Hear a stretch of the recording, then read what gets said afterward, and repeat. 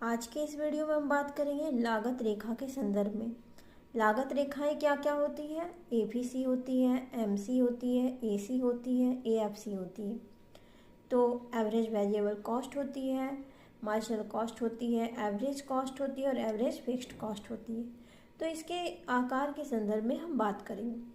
लागत रेखाओं के संदर्भ में अगर हम बात करें तो लागत रेखा अर्थात average variable cost, marginal cost, average cost, इन सब का एनालिसिस करेंगे तो हम पाएंगे कि इन सब का जो आकार होता है वो अंग्रेजी के अक्षर यू के आकार का होता है।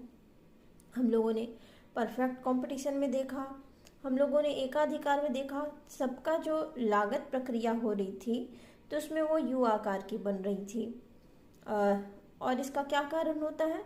क्योंकि उत्पादन जब हम करते हैं तो उसमें नियम लगते हैं। उत्पादन बढ़ता है तो उत्पादन बढ़ने के दौरान 3 नियम काम करता है: उत्पादन वृद्धि का नियम, उत्पादन समता का नियम और उत्पादन ह्रास का नियम। तो ये सारे नियम लगने से क्या होता है कि जो आकार होता है लागत रेखा का वो यू आकार का हो जाता है, यू शेप में हो जाता है, चाहे एबीसी कहें, चाहे एमसी कहें, चाहे एसी कहें, इन सब का। लेकिन जो इन सब से अलग है एएफसी, वो भी लागत रेखा है, एवरेज वेरिएबल कॉस्ट भी लागत रेखा है, लेकिन उसका आकार जो है यू आकार का नहीं होता है।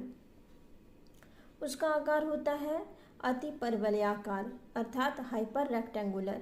जो आप यहाँ पे देख रहे हैं एएफसी रेखा, ये जो है वो आयताकार होता है, हाइपर रेक्टेंगुलर बोला।